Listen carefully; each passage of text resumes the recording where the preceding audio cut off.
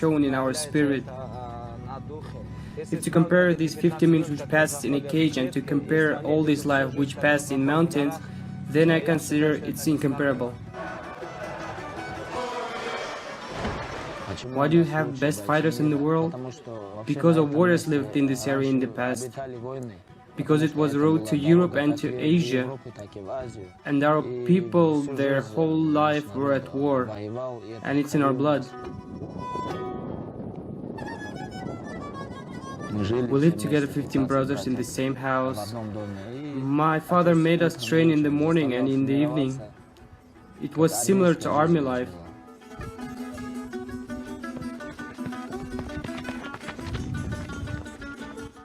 March on! Khabib, are you weak at escalations? March on! So I'll show you how to break the regime. We go down, enough rest.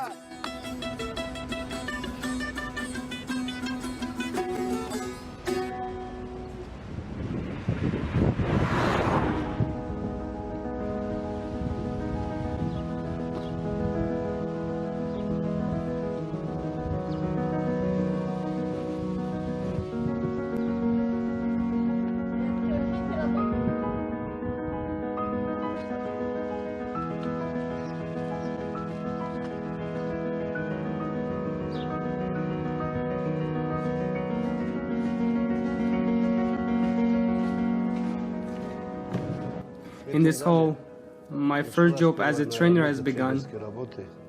At that time, I had 4 balls.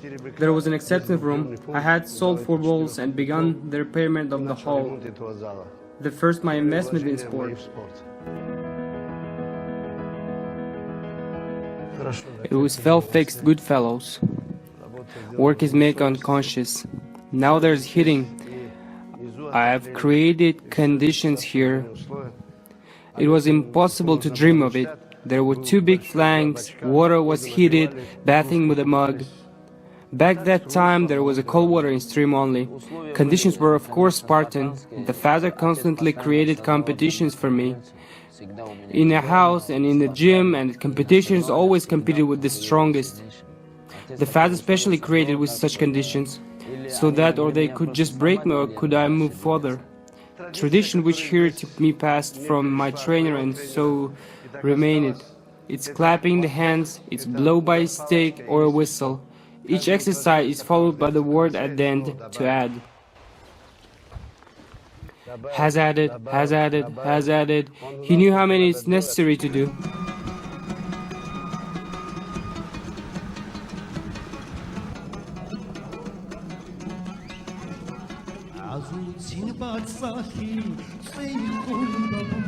It's the first house which Nurmagomedov's family bought after resettlement from Tumadinsky district, the village of Sildi. Here we lived with the father, with mother. Also here my elder brother Abdulmanap married with Fatimatka. Here were born the children, the first son Magomed, after Khabib, and the last one the daughter Amina. We lived in this 2-story house. Behind there was a garbage yard and set the task. Every day somebody had to clean it. So it was every day, early in the morning after exercising, they took out 3-4 buckets of garbage. Thus in 1.5 months they cleaned at all territory. 80 meters long and 14 meters wide. Someone presented to our close neighbor, Mr. Saidovich, 2 beers. One has died and the second remained. And Khabib constantly played with this beer cup. And the Khabib has begun to fight and be pushed with him. And then it has turned to fight automatically itself without noticing.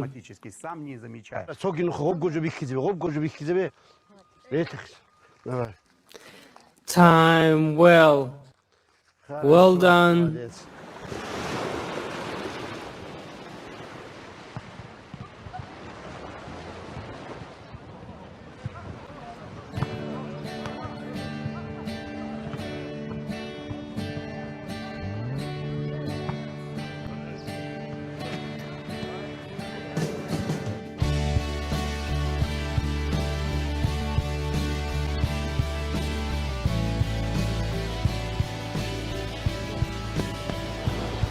Discipline and consistency. This was the main argument of our coaches, so all the training was written down. There were a lot of punishments. I said to the father I don't want to study, he punished. When my father explained to me with the words I didn't understand, with the fist I was understanding immediately. Because if he hadn't punished me, I think that I could have become the serious hooligan, for example.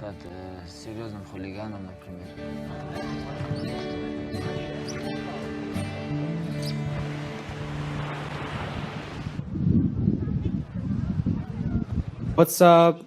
Enjoy your vacation. Assalamu alaikum. Wa alaikum assalam.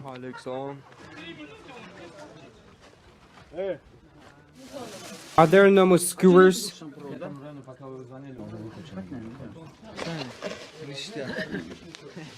We almost never call this person, but he comes. Nobody even knows him by his name.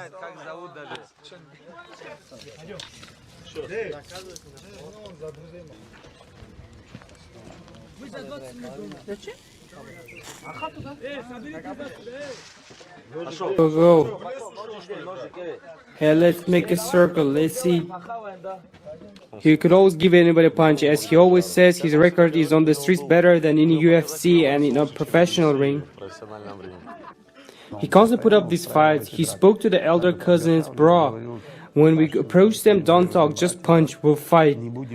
From it, he derived some kind of pleasure.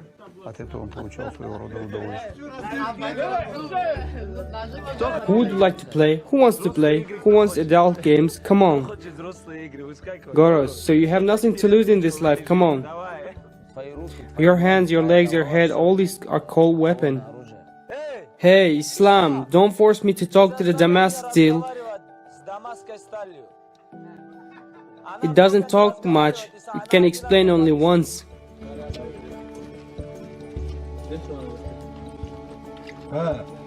I hold myself many times, but sometimes there is a wish to punch an ugly face, especially when someone nags me. I see how he can punish his younger cousin. I was punished, now I have grown up. Let young people also grow. We have disobedient one there. Khabib specifically abuses him, beats even him, specifically beats. Come on, let us show you dance, let's go. Now boxing, show this one. Let lecturing knees to beat knee too. This is my cousin. Hold your hands, good, come on. You cannot train a lot. At us, it is considered as a shame if you take offense at the father or take offense at the elder brother. If you're punished, it means you have deserved it.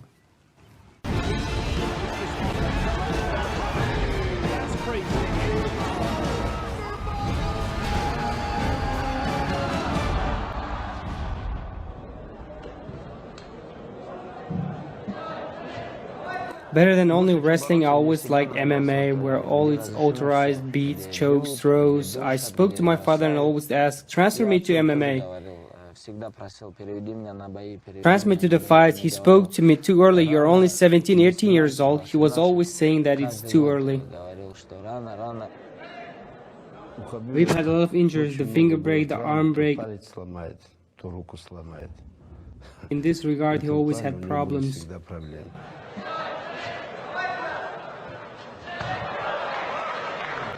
Height 178 centimeters, weight 76 kilograms, two-time world champion in combat sambo. Azerbaijani fighter was then Khabib Nurmagomedov. At that time I was young, he was already experienced fighter. I just wanted to prove to my father that I was not at the level at which he used to see me. But for parents, we always remain children, and we went to this fight.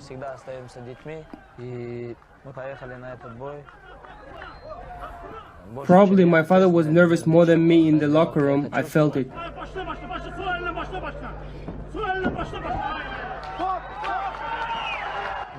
I won the fight I have scheduled, made my opponent to give up. I was very happy. I went to my father and asked, "You doubted?"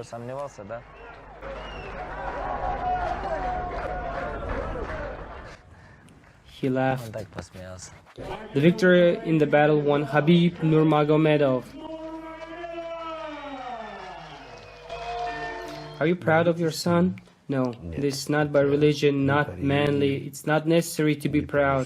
If you're given by God some talent or gift, there is no reason to be proud of. 16 fights, I thought much has been proved, however it wasn't. Many critics were there. I signed up in UFC. At that time it was considered impossible in Russia.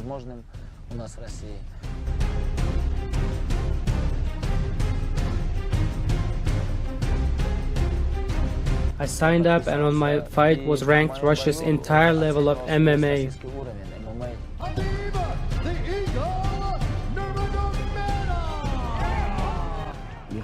I wish that he fought in judo, an Olympic sport, but all the time he was saying, I want to be a fighter in the UFC. When he was 16 years old, it seemed that this is such a comic dream. 3 months to prepare. All these 3 months I was thinking about it. There wasn't 1 second and I was thinking about something else. Even when I slept, I dreamed of how I'm going to fight.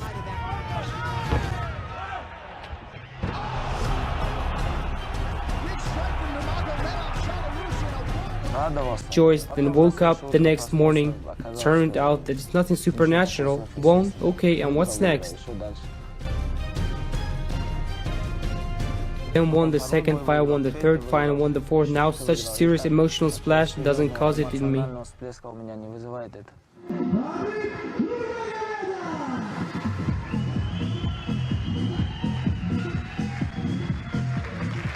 Khabib, you can call him a pioneer. He was the first person who was subscribed to UFC. After him, UFC started signing other fighters from Russia. 8 UFC fighters. This is the first time we have gathered them at one table applauding.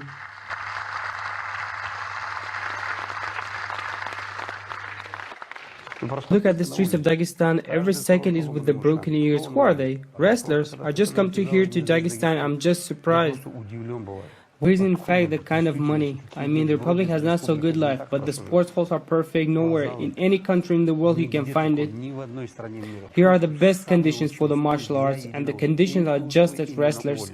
Now all these conditions will automatically move to MMA.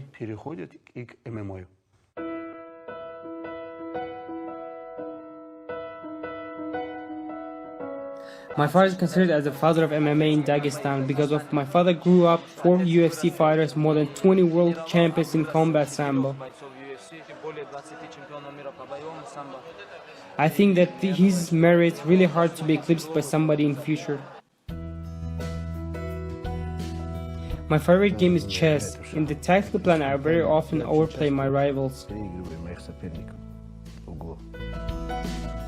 You shall leave trash, be ahead of him by 2-3 steps. It's similar to chess. Give a pawn, took a horse. I very often approach cage. I shake it from below, up an angle, directly.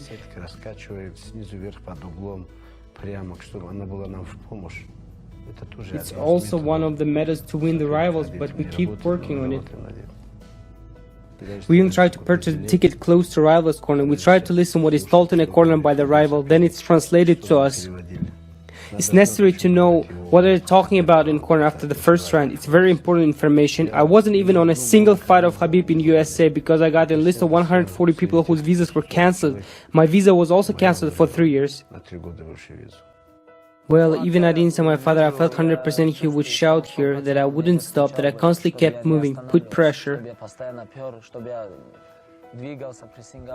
And when I fought in a corner, I felt that my father is watching my fight on TV.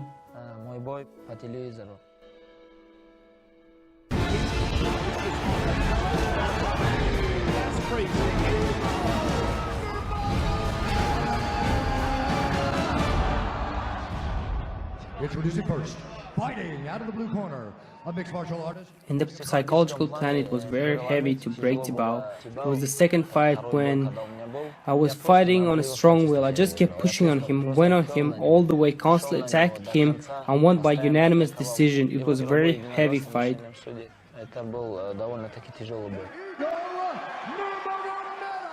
The fear can kill everything. It can bury everything. In his mixed martial arts career.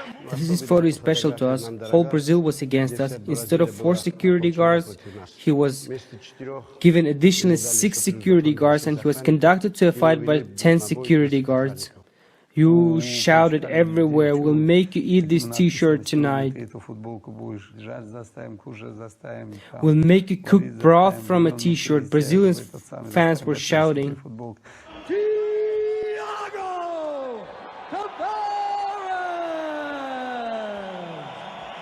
Combination going, unable to find his range there, and Nurmagomedov floors him. And then I knocked him out. There was such a silence. Tavares is all but out here. That'll do it.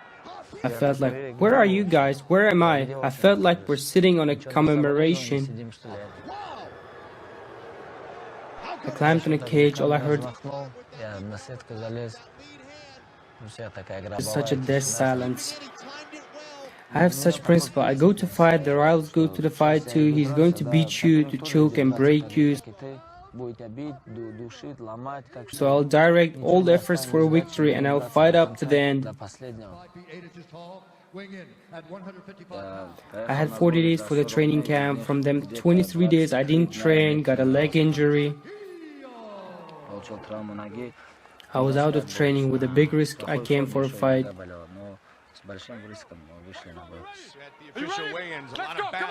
He even didn't want to fight. He also wasn't fitting in his weight class, but eventually came out for this fight. I set a new UFC record for the most takedowns in a single fight with 21 successful takedowns. I've never dreamed to fly because I know that it's impossible. However, I fulfill the dream of others. I help them to fly an octagon.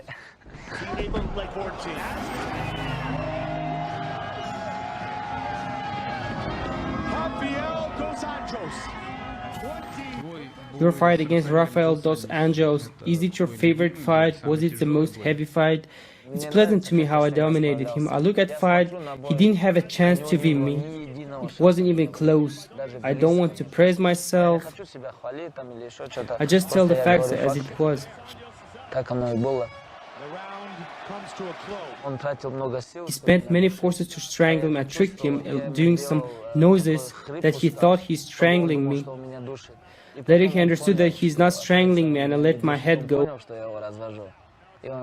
From this moment I've understood that he has given up in his soul. There comes such heavy moment when you have to decide to give up or not. Exactly at those moments the real champion is defined. Khabib, the Eagle, Nurmagomedov.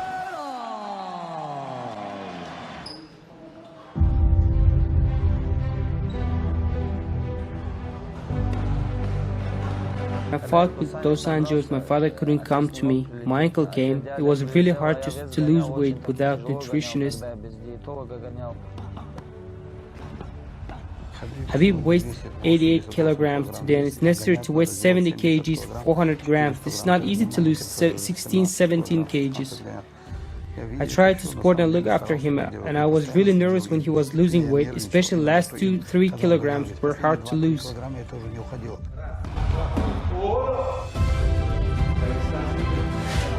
Uncle says to me, "You have chosen such a serious career, where the best fighters of the world are gathered. 7 billion people from all around the world, and you're fighting with the 5th number in the world, and you're complaining of something? Well, in general, who told you that it would be easy? From the psychologist side in my head, I don't assume the slightest chance that I can lose." He was in work all the time, ate or slept or trained. It can't be this long. Organism has to have a rest, some break. He doesn't drink an alcohol or doesn't smoke.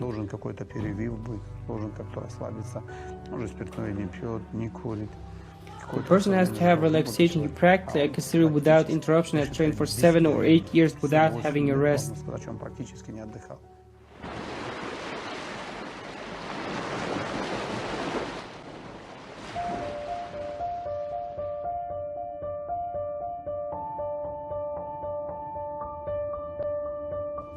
These traumas in a row how he didn't fight for 2 years. The best 2 years of his sport biography have been missed.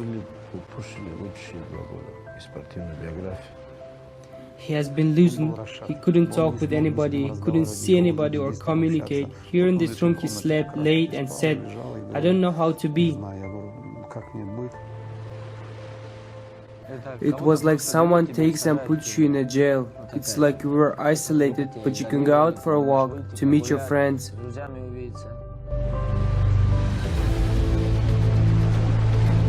I thought God is showing that I have to leave MMA, but my father has over-persuaded me. He told that after all you have passed and now do you want to withdraw, and you're still speaking about character.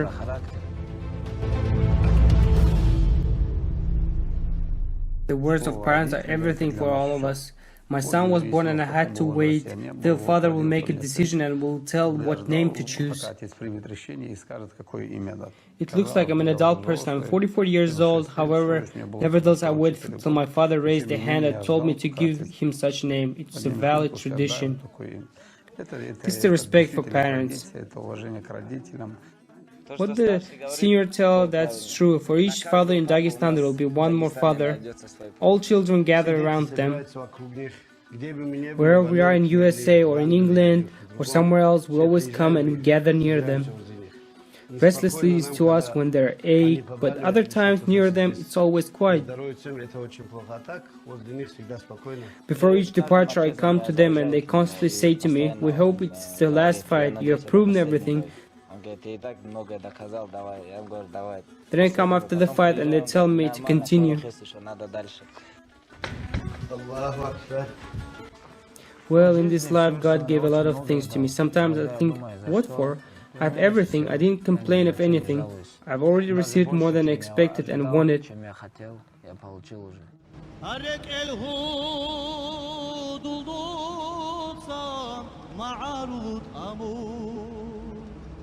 I consider that there are better ones than me deserved it, but God chose me. It means it's necessary to prove it. From bad to worse. Cassius Clay is a name no more, is that right? Yes, sir. It's Muhammad Ali. Muhammad means worthy of all praises, and Ali means most high in the Asian African language. This is the toughest guy on the planet. He turns his back on Christianity.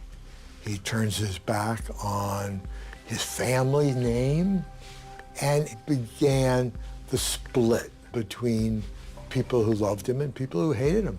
My name is Muhammad. Y'all keep calling me Cassius. I'm tired of telling you. You know, you're intelligent. My name is Muhammad Ali, not Cassius.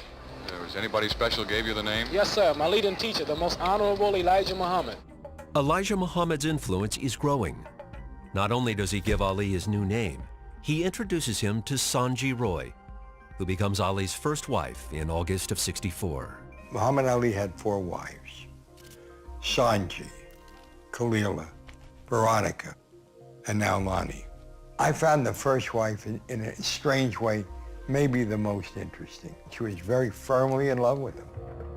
Their honeymoon is short-lived. We no longer had Cassius Clay. We now had Muhammad Ali, who was a member of the Nation of Islam, which made him very unpopular. It was getting very hard to find a place where he could fight. Originally, the listed rematch was set for Boston. Then Muhammad suffered a hernia. The fight was postponed. Boston washed its hands of it, and it finally wound up in Lewiston, Maine, which is one of the few places that would take it. Then, 2 months before the rematch, Malcolm X, who had broken with Elijah Muhammad to embrace Orthodox Islam, is gunned down by members of the Nation of Islam on February 21st, 1965.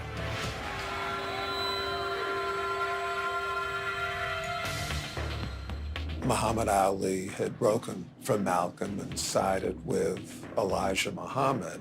So there was concern that Malcolm's followers might exact retribution against Ali. The rumor had been spread that there was a carload of gunmen coming up from New York to kill Muhammad Ali in the ring. Ali Liston, too, was a mess. It was a mess outside the ring, and it was a mess once the fight started. Midway through round one, Ali hits Liston with a blow that would become infamous as the Phantom Punch. Did you see the punch? Did you see it? Was it the punch heard around the world? It wasn't even a punch seen around the world. The punch was hard enough to knock Liston down, but he thought Liston could have gotten up. It took about 8 seconds after 9 and 10 that the crowd began to chant, fix, fix, fix. Ali's second disputed win over Liston does little to win over his boxing critics. He has other critics as well. A certain portion of Black America loved him. Another portion of Black America did not love him. The Black community was divided. Those who thought integration was a great thing, and those who did not think of integration in that way, but thought of equal rights and our freedom, equality, and justice. I'm not out there marching and going places I'm not wanted. Those of us who were young, who understood our manhood, and who took pride in it, we were not asking to be a part of white America, but demanding our rights just like any other citizen.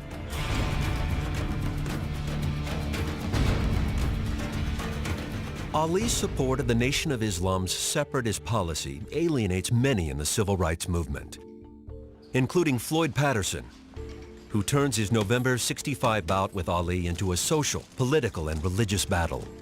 He said a black Muslim has no place being heavyweight champion in America, and that he, as a Catholic, was going to bring the title back to this country. Floyd was a nice man, but his approach was what we call an Uncle Tom approach, doing all the things that white America wanted you to do. You ain't nothing but an Uncle Tom for white people. What's my name, Uncle Tom Negro? I'll jump on you now. What's my name? When Muhammad Ali got him in the ring, he became pretty cruel in his beating of Floyd. He was really giving him a lesson, talking to him, hitting him and talking to him. Ali would disable Patterson, then step back, admire his work, and then beat on him some more. I believe they're gonna stop it. Ali beats Patterson by technical knockout. 2 months later, he sues his wife Sanji for divorce. She'd lost favor with her husband's increasingly influential Muslim inner circle. They said it was because she wore makeup, she wore daring dresses. They didn't want her because they had already picked out Khalila, who was working in a Nation of Islam restaurant. His brief marriage now over, so is his 6-year contract with the Louisville sponsoring group. Herbert Muhammad becomes Ali's manager.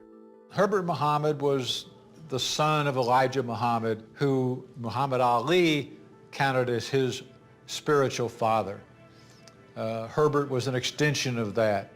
Herbert Muhammad joins with pro football superstar Jim Brown and lawyer Bob Arum to form their own boxing promotion company, Main Bout. What we said was, the heavyweight champion of the world is boxing, and we should control boxing. But Main Bout can't control the U.S. Draft Board. Ali was rejected for service in '64 when he failed the written test. But the Vietnam War is escalating in February of '66, and the Army has lowered its standards.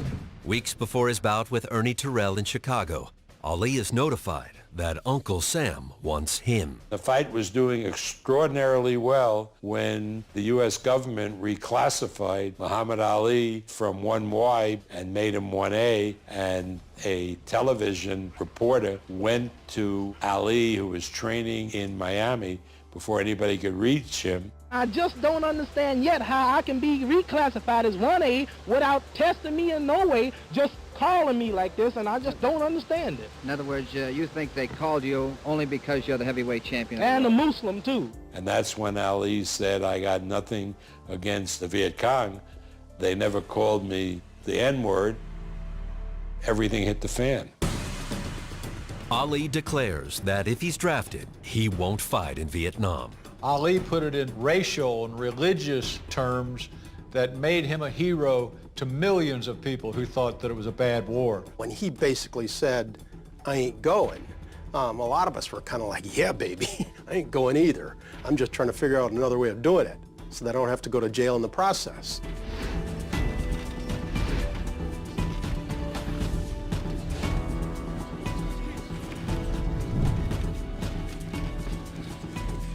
Well, then you're not apologizing for the unpatriotic statements that you made.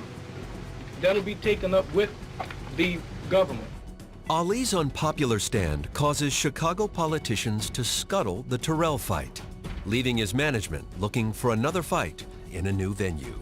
We wanted to fight in Pittsburgh, and they ruled it out there, and then they tried Maine, but they didn't want us in Maine. The growing controversy over his anti-draft stand makes Ali toxic in the U.S., forcing him to win his next 4 fights in Canada and Europe, where he's a bigger draw than ever. A point not lost on one Texas millionaire. I got a call from this real character, Judge Roy Hoffines, who owned the Astrodome in Houston, and he said, you bring that boy down here, nobody is going to tell him he can't fight here. Ali knocks out Cleveland Williams before a record-setting indoor crowd. Smelling another box office bonanza, New York hosts Ali's next victory over Ernie Terrell. Ali is now 28-0 in the ring and still 1A in the draft. In April of '67, he finally gets his draft notice and reports to the induction center in Houston to begin one of the longest, toughest fights of his life. Former world heavyweight champion Cassius Clay refused to take the oath of induction into the Army. The black Muslim fighter, who is also known as Muhammad Ali, was immediately stripped of his title by the World Boxing Association. When a guy says he's not going to fight for his country, that irritates a whole lot of people. He moved from the sports pages to the front pages. Within days, Ali is stripped of his license to box in all 50 states. 9 top Negro athletes meet with Cassius Clay to discuss his anti-draft stand. Jim Brown and Bill Russell organized a summit meeting in Cleveland. Clay's induction refusal cost him his title, and he faces a possible 5-year prison sentence. The Army was willing to make a deal. They were willing to guarantee that he would go in special services and he would be able to box. Behind the scenes, Herbert Muhammad, as a businessman, looked upon that as a possible option. The meeting started with them talking to Ali about accepting the deal. You wouldn't have to worry about being a soldier as such. You can do public relations. But Ali's attitude was, nope, don't want a deal. 2 weeks later, Ali is convicted of draft evasion in federal court. Sentenced to 5 years in prison and banned from boxing for 3 years, he remains free while his case is appealed. Whatever suffering or punishment I may have to take, it'll all be because of my religion. He was unafraid of the political repercussions, unafraid of any cultural repercussions, unafraid of losing money. He said he would probably fight again, but it was okay if he didn't. Long as he believed that he was the people's champ, that was good enough for him. A month after his conviction, Ali marries 17-year-old Belinda Boyd with the approval of Nation of Islam leaders. She fully supports her husband's refusal to be drafted. He said, I can't kill anybody. I just said, trust me, you'll be the greatest man ever lived if you don't go. Facing 5 years in prison and unable to fight while appealing his case, newlywed Ali needs to earn money, so he embarks on a college lecture tour. I would like to hear this from you, and I want the world and the cameras to hear it. Who's the heavyweight champion of the world? The student audiences loved his opposition to the war in Vietnam, but they were very much opposed when he spoke to them against the idea of interracial dating, against the idea of living in the same community. During those 3.5 years that he wasn't fighting, basically the only 2 things that he was doing was going on college campuses, and the other was being on television with Howard Cosell. What do you say to that? I predict that the fans will be angry at the experts for misleading them so much. I think that his relationship with Howard Cosell was critical to his acceptance by America. Howard had the deepest respect for the champ. Howard many times privately defended Ali and Ali's right to express himself and the right to feel the way he felt about where we were with civil rights at those times. But Howard also didn't take any punches. If he felt like Ali had overstepped his bounds, he would confront it. It was part of the chemistry of these guys. You had two gigantic egos.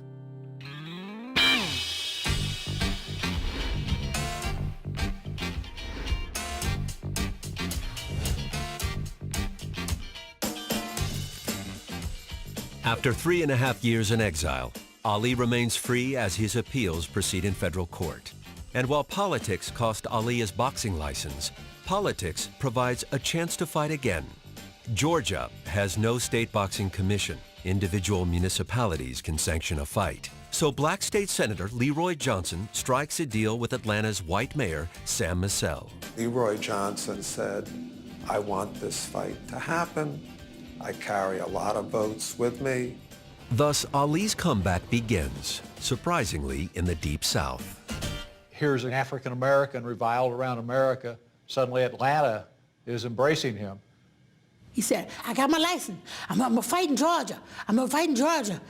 I said, in Georgia? I said, down south? He said, yeah. I said, oh, Lord, we in trouble now.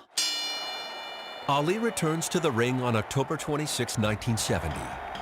I don't believe that anybody is happier than this young man to once again step into the ring. 28-year-old Ali was stripped of his title, but he's never lost a fight, and Jerry Quarry is not considered competitive. Ali opens a cut over Quarry's eye in round 3, and the fight is stopped. Inactivity is deadly for any fighter. And for Muhammad Ali to have come back and still display the incredible hand speed and fluidity that he showed was amazing.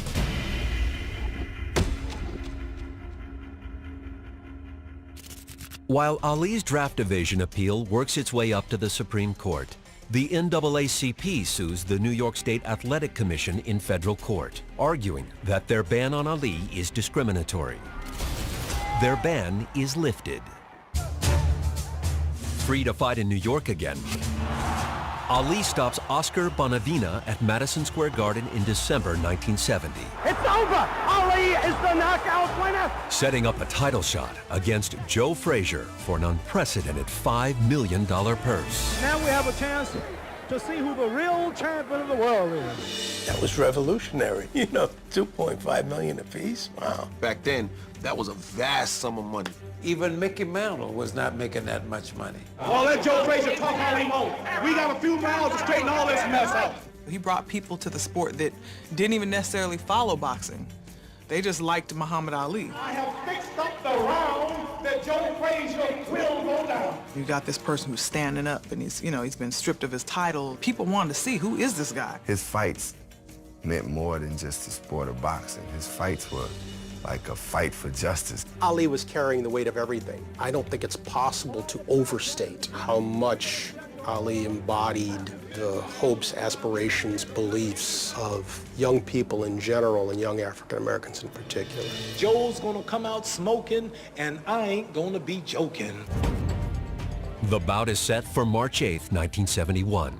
As the fight approaches, the battle between two unbeaten heavyweights becomes far more than a boxing match. Get your hands off me! If you were a liberal, you were rooting for Ali. If you were conservative, you were rooting for Joe. It was a clash of cultures. There were the people who were demanding civil rights, who were against Vietnam, and the people who thought Vietnam was right. Then, damn it, we're going to put our views in the ring and settle it once and for all. March 8, 71. The world flat out stopped. The apartment that we lived in was going crazy for that fight. We were glued to the radio. I can still see Ali leaning back over the ropes, saying, "No no contest. Meanwhile, Frazier is pounding him, 20 times. Ali absorbed an enormous amount of punishment, gave out an enormous amount of punishment. Yeah, and when the 15th came and they said he'd been knocked down, it was like, this can't be. Ali gets quickly to his feet, but the damage is done. Ali suffers his first loss. It's Frazier by unanimous decision. This can't have happened. This is impossible. It was impossible not because we didn't believe Joe Frazier could beat Muhammad Ali. It was impossible because his beating him meant they were right. And they couldn't be right. And the right-wing idiots and the hard hat guys and the ugly Americans, they were standing in the way of history. They were standing in the way of change. They were on the side of wrong. And so they couldn't be right. They just couldn't. In the first blush of defeat, Ali was gracious and elegant. He was perfect in giving Frazier credit.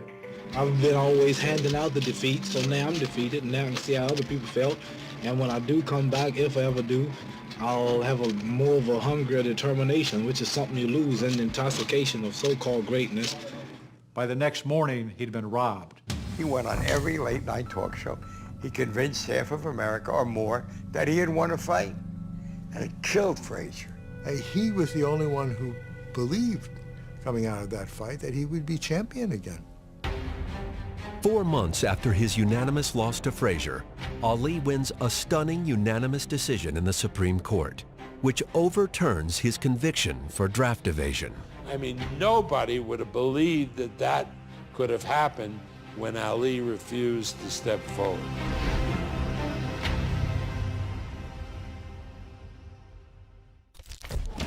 With prison no longer looming, Ali is free to renew his quest to reclaim the title that had been taken from him, a title now held by George Foreman.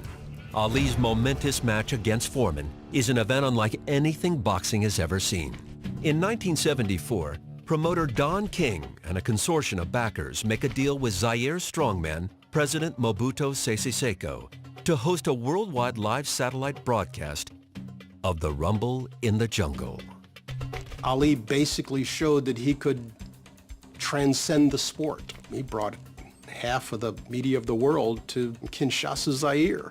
10 long years after he first shook up the world, 32-year-old Ali is once again challenging a heavily favored champion. Foreman was the second coming of Sonny Liston. Remember, this wasn't an ordinary heavyweight. This was a guy who could knock down walls. Everybody felt that Ali was going to get hurt. This was this was a monster. I was so afraid that George Foreman was going to kill Ali. Both fighters train in Zaire for the bout on October 30th, but it's Ali who is embraced by throngs of African fans. It's unreal the amount of people, 10 to 15,000 people in the crowd following him, just shouting his name. Ali Boumaier. Ali Boumaier. He'd say, stop the car, and he'd get out, and he'd, Boumaier, Boumaier. He just wanted to create a crowd.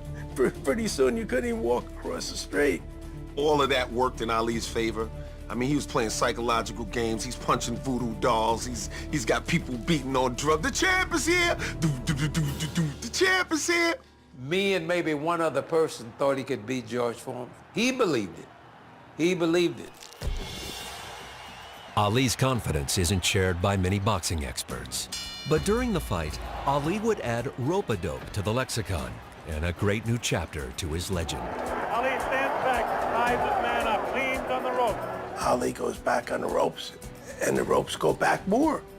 And Foreman misses by that much. Wild left hand is not scoring. Angelo sends his corner guys around to the corners. He says, tighten the ropes. And Ali's saying, oh, leave him. Ali formed, in his mind, he formed the rope-a-dope right there and then. To take that kind of punishment from a guy like George, who knocked most guys out like they were rag dolls. I can't fathom taking those kind of blows from a guy who punches that hard. Those punches could crack ribs. How could you take this in your body? And Ali was taking it. And Foreman was punching himself out. I had predicted that Foreman was going to annihilate him. And in between rounds, when he started to wear George down, he said, "Hey, big fella, what do you think now?" Knock George out. When Muhammad Ali put George down, he had proven that he is indeed the greatest. Ali beats Foreman. Humiliates him.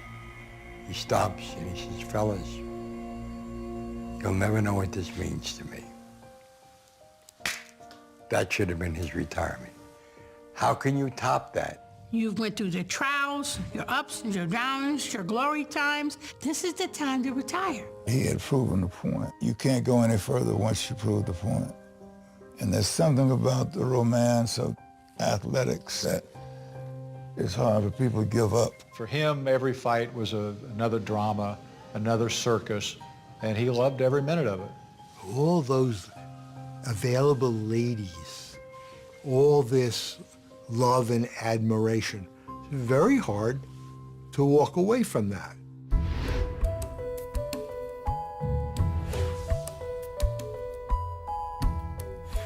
When Elijah Muhammad dies in February of '75, his son Wallace leads the majority of the Nation of Islam toward traditional Sunni Islam. Ali, who has always had white men in his corner, embraces the change. Prejudice is a two-way street, you know? He was driving down one side of it at one point in his life. Not unlike Malcolm X, who had a similar journey, and he evolved. He said, whites can become Muslims. Now he says, so you can become a Muslim. And he hugged me. There wasn't any racism in Ali. Later that year, Philippine President Ferdinand Marcos plays host to the third Ali-Frazier fight, the Thrilla in Manila, on October 1st, 1975. They'd been the two most dominant fighters of their time. Towards the end of their career, oh, here they are again in this big fight, and this is going to be the culmination of it all. For both fighters, it would also mark the beginning of the end. The fight took place at about 11 a.m. Manila time. Outside, the hot Philippine sun was beating down, and inside, this fight between these two great athletes was going on. These two guys was going at each other like they was going to just kill each other. They both took an enormous beating. They were both heroic that night. After 14 rounds of battle in the sweltering heat, Frazier and Ali, both mentally and physically spent, go to their corners to await the final round. That moment that you're sitting on your stool, your eyes swollen shut, or your legs are gone, you're totally exhausted. You look across and see your opponent, and he is just as in bad shape as you are. All of a sudden, your mind and your heart says, "That's ready to go?" And either you answer yes or no. Most guys say no. The special ones say yes. Ali was the one who said yes. Joe couldn't answer the bell. And Ali just passed out in the ring. It's all over. He said it was the nearest thing to dying.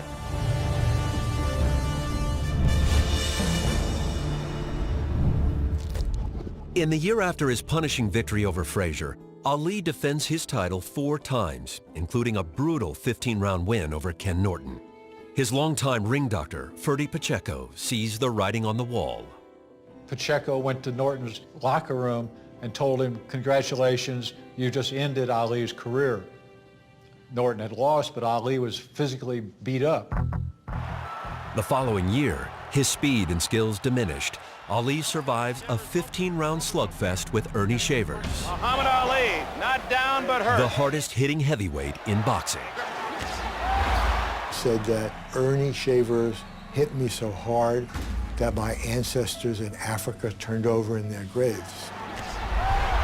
Which was a fabulous line, except the way that he said it was just the beginning of a slur in his speech.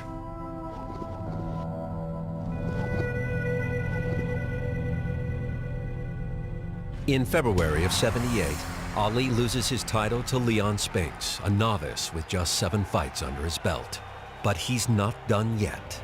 Fights Spinks again, beats him, regains the title, and then Don King gets Ali to fight Larry Holmes and I was absolutely horrified.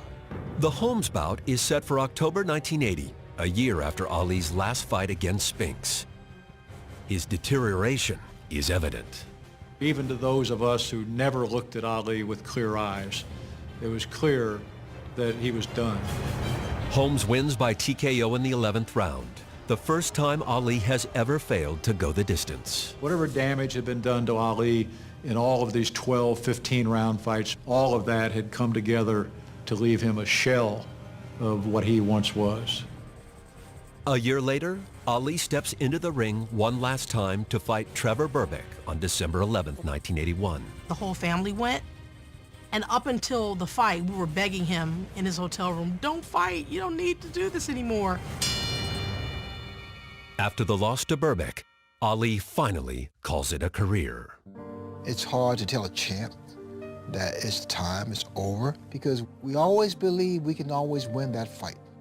Ali fought. That's what he did. And we who loved him really had no say in it and no right to say, no, we don't want you to fight anymore because it ruins our memory. Well, he had a right to say, I will choose when I'm going to leave it.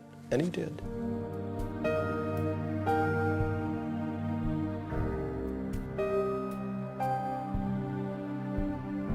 The first few years of retirement were hard for Ali. He was no longer in the spotlight as heavyweight champion of the world.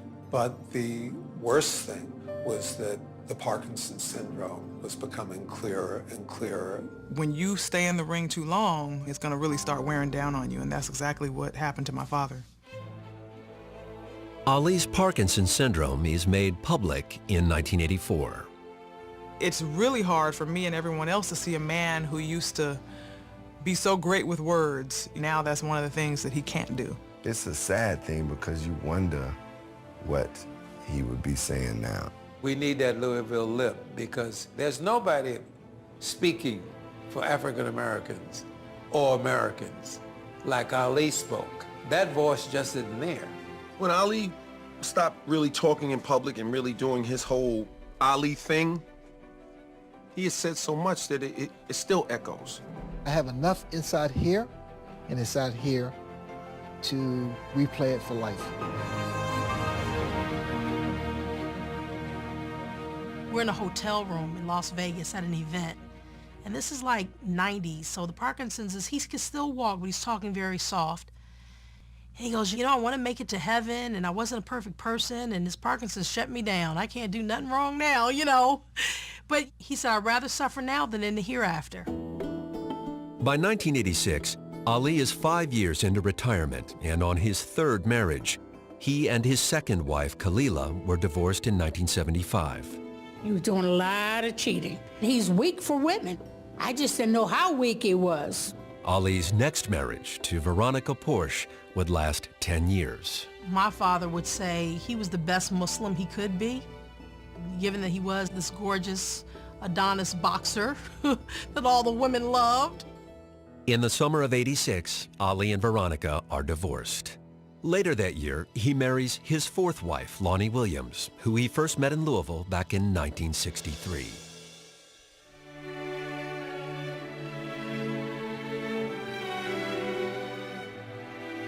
In 1996, Ali would make a memorable return to the global spotlight. We were thinking who would be an American Olympian who could light the cauldron that would mean the most to people watching around the globe. Ali was the guy who made the most sense. And it was not met with wide open endorsement. There were some people who said, well, he was a draft dodger, wasn't he? Misher and Ali's longtime friend Howard Bingham work out a deal in which they agree to keep Ali's torch-lighting role a secret. Howard Bingham calls me, your dad's lighting the torch. Don't tell anyone. Just call your sisters and brothers. And I'm in a control room at the bottom of the stadium with 26 cameras and, directing the world feed. But even down there, in the bowels of the stadium, I could hear what was going on up there. And I never dreamed that it would be that strong and that powerful. When my father gets nervous, he shakes more. So he's shaking the torch, and I'm like, oh, Lord, Dad gonna burn down the stadium. There was a part of me saying, oh my God, look at Muhammad, feeling sorry. But then there was the other part of me said, for God's sake, that's Muhammad Ali. To have predicted in 1967 how much Ali and his personality would resonate around the world 20 or 30 years later, there were a lot of people that would have said that will never happen. The transformation of Ali from the most hated man in America to this beatified Ali of today. A complete reversal. But those of us who believed we were in the right back in the 60s, this simply validates it. That, hey, you finally came around. You know, you couldn't stop the march of history. He saw where it was going. He pointed the way. You hated him for it, but you couldn't stop it. Ali is awarded the Presidential Medal of Freedom in January 2005. Later that year, the nonprofit Muhammad Ali Center opens in downtown Louisville, not far from where his bike had been stolen over 50 years before. His legacy is that when you believe in yourself, no matter what the odds are, if you're on the right side of history, and if you perfect your craft, you can accomplish anything. He stood up on a level that nobody else stood up, and he had a platform that no one else had, risking his personal success and his personal wealth to basically tell the truth. People today are fond of saying, yes, Muhammad Ali stood up for his principles, but there's been a determined effort to wipe away cognizance of what those principles once were. Don't wipe out the memories of what Muhammad stood for in the 1960s. Take it, build on it, and show how Muhammad Ali and America both changed and came together in the end. He was no saint. He was no devil. He was Muhammad Ali.